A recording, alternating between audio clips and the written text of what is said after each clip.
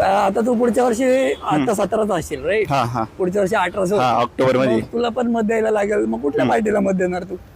आता कसं आहे माहिती का, मत द्यायचा विषय आला तर आता सगळीकडे ते पैसे वाटता. बरोबर आहे, कुठं 500 जाता, कुठं 1000 जाता, कुठं 2000 जाता, काही काही ठिकाणी जास्त देत असतील.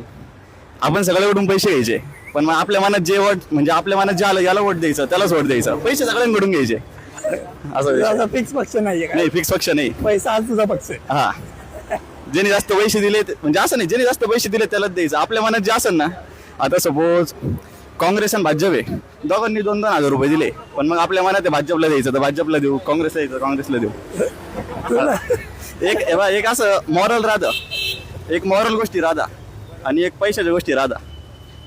पैसे येऊन द्या, मॉरल लावून द्या, मॉरलचा काही विषय नाही.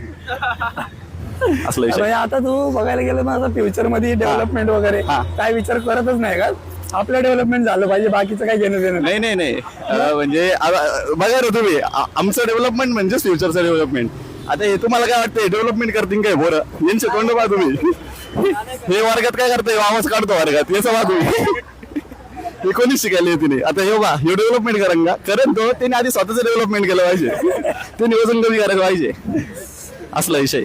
डेव्हलपमेंट झालंच पाहिजे, तसं काही विषय नाही.